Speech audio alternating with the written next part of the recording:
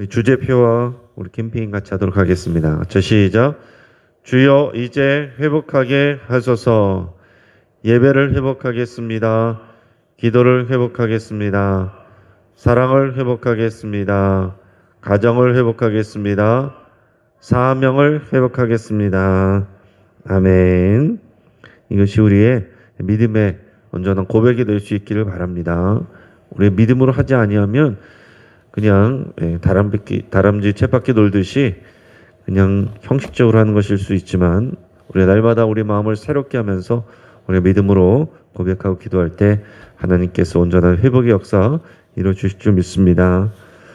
우리 묵상 말씀 창세기 1장 27절 우리 3번 같이 하도록 하겠습니다.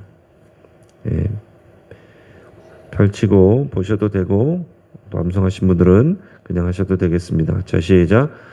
하나님이 자기 형상 곧 하나님의 형상대로 사람을 창조하시되 남자와 여자를 창조하시고, 하나님이 자기 형상 곧 하나님의 형상대로 사람을 창조하시되 남자와 여자를 창조하시고, 하나님이 자기 형상 곧 하나님의 형상대로 사람을 창조하시되 남자와 여자를 창조하시고.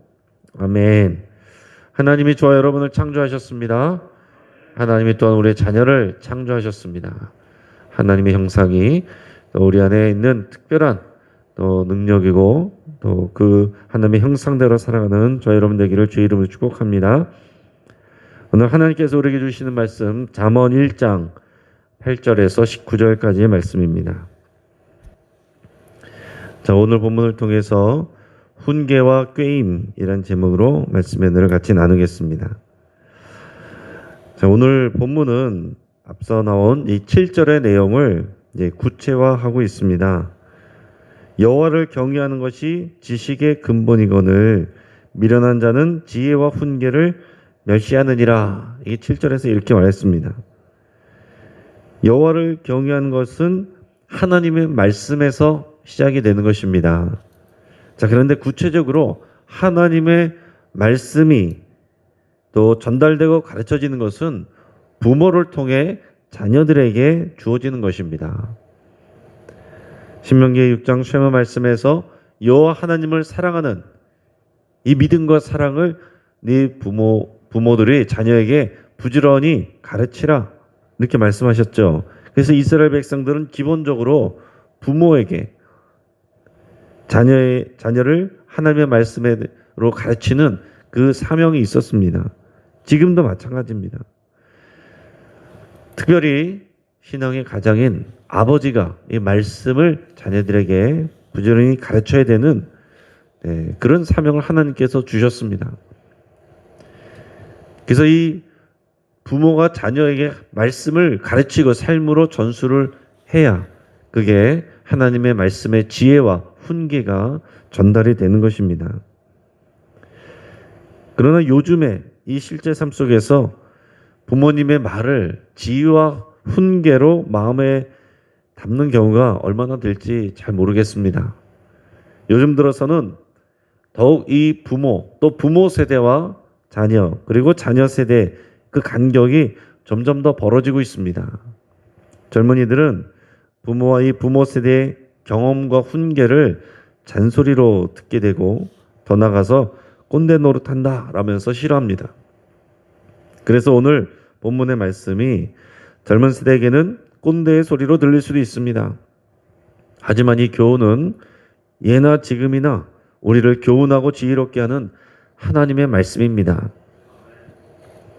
오늘 본문의 8절 9절 말씀을 우리 같이 읽도록 하겠습니다. 자, 시작. 내 아들아, 내 아비의 훈계를 들으며 내 어미의 법을 떠나지 말라. 이는 내 머리에 아름다운 관이요 내 목에 금사슬이니라. 아멘. 자, 오늘 본문의 저자는 솔로몬은 이 자녀와 자녀 세대에게 내 아비의 훈계를 들으며 내 어미의 법을 떠나지 말라, 이렇게 교훈하고 있습니다. 여기서 훈계라는 것은 히브리어로 무사르인데요, 가르침과 훈련을 말합니다. 그러니까 아버지는 자녀들의 인격을 다듬어 또 가꾸어 주어야 될 그런 책임이 있는 것입니다. 하나님께서 이 아버지들에게 신앙의 주된 교사가 되라고 명령하셨어요.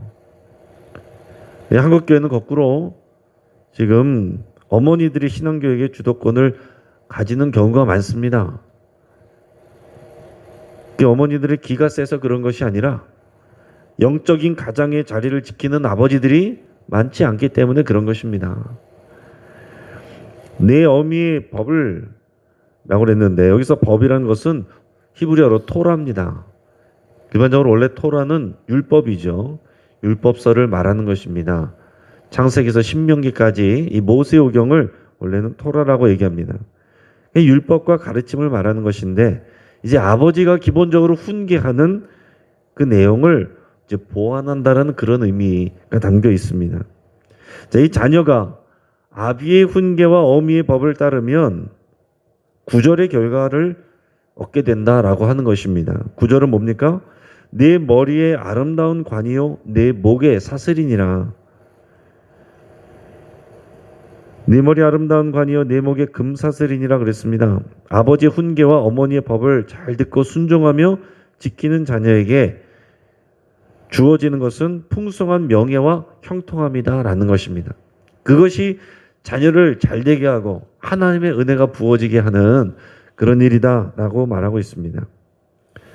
물론 이 일이 가능하려면 부모가 입술로만 전해서 되는 것이 아니고 삶에서 말씀을 살아내고 삶으로 자녀에게 그 믿음을, 신앙을 전수하는 것이 전제가 되어야 됩니다. 말하는 것 따로 삶이 따로 되면 자녀들은 그 삶을 보고서 배우게 되는 것입니다. 자녀들이 신앙으로 바르게 서기 위해서는 입술의 잔소리가 아니라 그 삶을 살아내는 모습을 직접 보여줘야 된다라는 것입니다. 이어서는 부모의 말을 잘 들으라고 한 이후에 악인의 깸을 따르지 말라 말하고 있습니다. 오늘 본문의 10절에서 15절까지 말씀을 같이 읽겠습니다. 자, 시작. 내 아들아 악한 자가 너를 꾀일지라도 따르지 말라. 그들이 네게 말하기를 우리와 함께 가자. 우리가 가만히 엎드렸다가 사람의 피를 흘리자. 죄 없는 자를 까닭없이 숨어 기다리다가 소울같이 그들을 산채로 삼키며 무덤에 내려가는 자들같이 통으로 삼키자. 우리가 온갖 보화를 얻으며 빼앗은 것으로 우리 집을 채우리니 너는 우리와 함께 제비를 뽑고 우리가 함께 전대 하나만 두자 할지라도 내 아들아 그들과 함께 길에 다니지 말라. 내 발을 금하여 그 길을 밟지 말라. 아멘. 자, 오늘 본문 말씀은 이제 젊은이들에게 주는, 자녀와 젊은이들에게 주는 그런 교훈인데 여기서 그 내용은 앞서서 말한 것처럼 부모의 말을 잘 들어라 하는 것이고 또 하나는 악한 자들의 꾀임에 빠지지 말라, 그것을 따르지 말라 하는 두 가지입니다. 신앙으로 훈계하는 부모가 지혜로운 자이고 반대로 자기 이익을 위해서 유혹하는 친구나 지인 또 그런 사람들이 미련한 자라고 지금 보여주고 있는 것입니다. 또한 이 부모의 지혜와 훈계를 따르는 자가 지혜로운 자가 되는 것이고 또 친구나 지인의 악한 유혹과 꾀임을 따르는 자녀는 미련한 자가 되는 것입니다.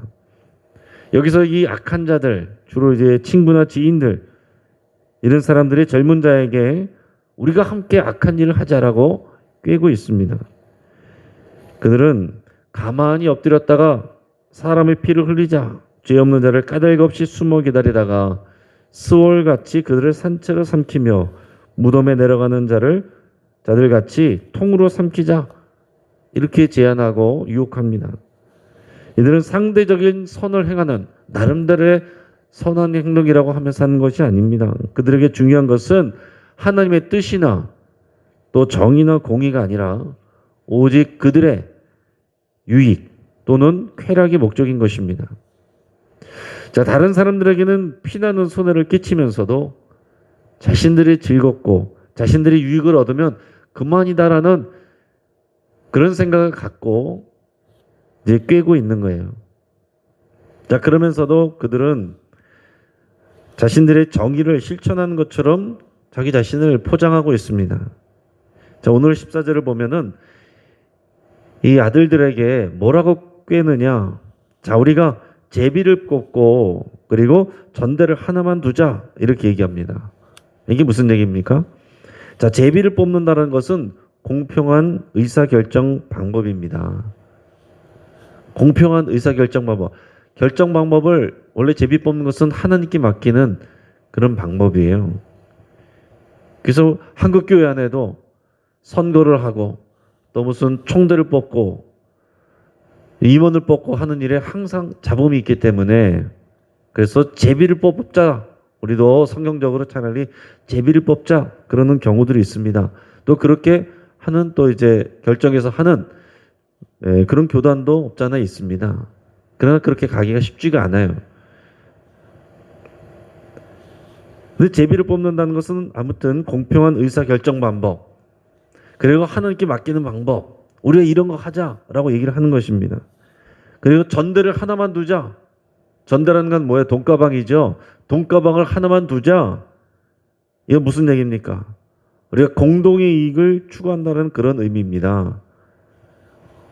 우리가 자기 거를 서로 갖는 것이 아니고 우리가 전대를 하나만 두고 우리가 공평하게 서로 나눠 갖자. 그 안에서는 그렇게 얘기를 하는 거예요. 자신들의 그룹 안에서는 공평하고 정의로운 방법으로 일처리를 한다라는 것을 주장하고 있는 것입니다.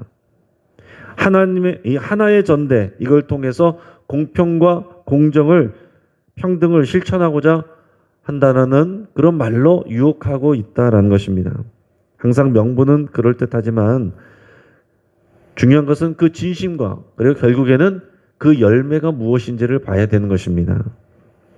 이런 북한의 사회인민주주의를 보시기 바랍니다. 그들은 지상에서 가장 정의롭고 공정한 세상을 만들었다고 주장하고 있습니다. 하지만 여러분, 과연 그렇습니까? 그 어느 나라보다 세습 독재 정치를 하고 공포로 관료들과 백성들을 억누르고 있습니다. 공정과 공평을 말하지만은 공산당 간부들은 자신들만의 특별한 부와 권력을 누립니다. 그럼 인민군이 점령했던 곳에서 가장 먼저 하는 일들은 토지를 몰수하는 일입니다.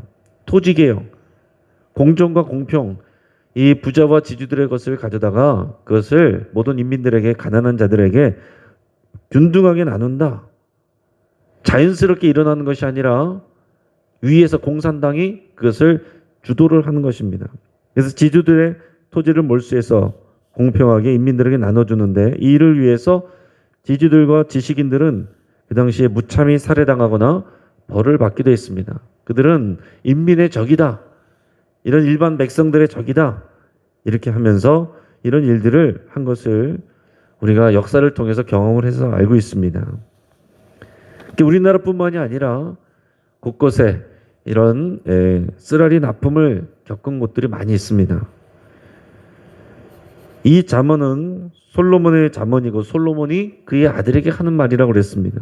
그래서 이 잠언을 직접 들었을 거예요, 르호보암은. 근데 그가 어떻게 됐습니까? 역사서를 보면은 이 아버지의 말을 귀담아 듣지 않았습니다. 마음에 새긴 것 같지 않아요. 왕이 되었는데 어떻게 됐다고 그랬습니까? 아버지와 함께 했던 경륜 있는 신하들의 말을 무시해버렸습니다. 그리고 자기와 함께 자라났던 젊은 신하들의 그 친구들, 그들의 말만 들었어요. 그 경륜 있는 신하들은 뭐라고 했냐면은 지금 백성들이 과중한 노역으로 해서 힘들어 하니까 그 노역을 좀 줄여 주십시오. 그렇게 하십시다. 이렇게 얘기했습니다. 그러나 젊은 신하들은 그렇게 하면 더 기어오릅니다. 더 확실하게 찍어 눌러야 됩니다. 이렇게 얘기한 거죠. 르호보암이 친구들의 말을 들었습니다. 그래서 결국 어떻게 됩니까? 백성들이 반란을 일으켜서 하나님께서 그 어려운 과정, 그 과정을 거쳐서 만들어 놓은 이 이스라엘 나라가 북이스라엘과 남유다로 찢어지는 분열의 역사를 가져오게 됐습니다. 이 르호보암이 아버지와 또 아버지 세대의 그 지혜를, 그 훈계를 귀담아 듣지 않았기 때문에 또 이런 결과를 가져오게 된 것입니다. 또 그 앞에는 사실은 솔로몬이 이런 지혜를 본인이 하고서도 본인은 여호와를 경외하지 않는 그런 말년의 모습을 보였기 때문에 또한 그런 결과가 자녀 세대에게서 나타난 것입니다. 또 최근에 보면은 스타 가수 제이군이 있어요. 근데 뉴스에서 이 상습적인 성폭력으로 이것이 회자가 됐고 징벌을 받아서 지금 징역을 살고 있습니다. 그리고 그와 함께 가까이 했던 그 연예인 친구들이 같이 그 범죄에 참여해서 형벌을 받았습니다. 그들은 그것을 마치 게임인 것처럼 그런 성폭력을 저질렀어요. 그런데 그 중에서 친구들 중에서 가수 K군이 있는데 이 친구는 큰 혐의점이 없어서 벌을 받지는 않았습니다. 이제 재판을 통해서 여기에 참여하지 않았다는 것이 밝혀졌어요. 하지만 이 제이군과 가깝게 지냈다, 친구로 지냈다, 친하게 지냈다라는 것만으로도 벌써 이제 많은 사람들의 지탄을 받고 명예가 완전히 실추가 됐습니다. 그러니까 연예인으로서는 이제 그런 활발한 활동을 할 수가 이제 거의 없게 된 거죠. 그러니까 친구를 완전히 잘못 사귀어서 이렇게 된 것입니다. 근데 처음부터 이 K군의 아버지가 그 J군은 질이 안 좋은 친구니 사귀지 말라고 몇 번을 그렇게 얘기를 했답니다. 근데 아버지 몰라서 그래요. 제 좋은 애입니다. 괜찮습니다. 이러고서 지냈는데 결과적으로는 이런 결과가 나왔습니다. 그때 이 K군이 아버지 충고를 귀담아 들었다면 이런 어려움과 재앙을 피할 수 있었을 것입니다. 여러분 성경의 탕자의 비유도 생각해 보세요. 거기도 보면 똑같습니다. 이 작은 아들이 아버지를 거역하고 그리고 친구들과 어울려서 허랑방탕하게 도시에 나가서 그 아버지 유산을 다 탕진합니다. 그러나 탕진하고 나니까 그 옆에 있던 친구들 하나도 남지 않고 다 떠나갔다 그랬습니다. 자기 옆에 있는 거는 쥐염 열매 가지고 자기와 경쟁하는 돼지들밖에 없는 거예요. 결국은 뉘우치고 돌아와서 회복하게 되는데 그 회복한 자리가 결국은 뭡니까? 아버지와 아들의 그 관계 안으로 들어오는 것입니다. 그게 회복된 모습이에요. 그 자리에서 이제 아버지의 말씀을 듣고 아버지 훈계를 듣고 아버지가 하라고 하시는 말씀에 순종해서 아버지를 하는 그 자리로 돌아갔다는 것이죠. 이제 말씀을 정리하겠습니다. 여러분 하나님의 말씀은 부모의 훈계와 삶을 통해서 자녀에게 전수되어야 됩니다. 오늘 우리가 부모로서 또한 자녀로서 오늘 이 내용을 마음에 새겨볼 수 있길 바랍니다. 우리가 자녀로서 우리의 부모님과 부모 세대의 말씀을 또 하나님의 말씀을 우리가 마음에 새기고 그것을 삶으로 순종하고 있는가? 또 그것을 자녀들에게 삶으로 보여주고 있는가? 생각을 해야 됩니다. 또 부모는 그런 하나님의 명령에 순종해야 되고 자녀는 부모와 하나님의 이 말씀과 훈계와 법을 소중하게 여겨야 됩니다. 지혜로운 부모의 훈계와 법은 뭐에 대한 것입니까? 세상을 산 자기 지혜에 대한 내용이 아니에요. 여호와를 경외하는 삶, 여호와를 경외하는 그 하나님의 말씀을 따라 살 때 여호와를 경외하게 될 때 나타나는 그 하나님의 주시는 형통함과 은혜. 지금 당장은 내가 손해를 볼지라도 하나님의 말씀의 법을 따라가는 그 지혜를 말하는 것입니다. 반대로 미련하고 악한 친구들은 뭡니까?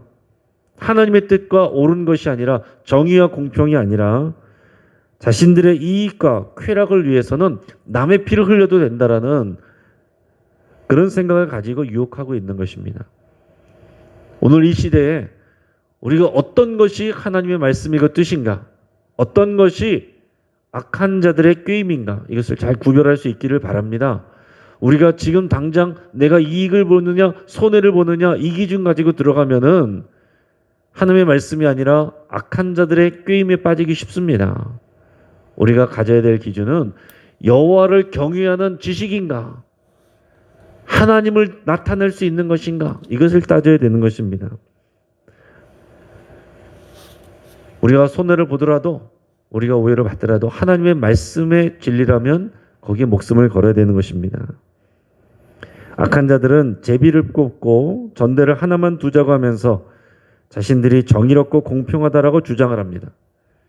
그러나 실제로 그들의 삶의 결과는 정반대입니다. 이런 사례는 우리 주변에서도 얼마든지 있고 우리 인간의 역사 가운데서도 많이 있습니다.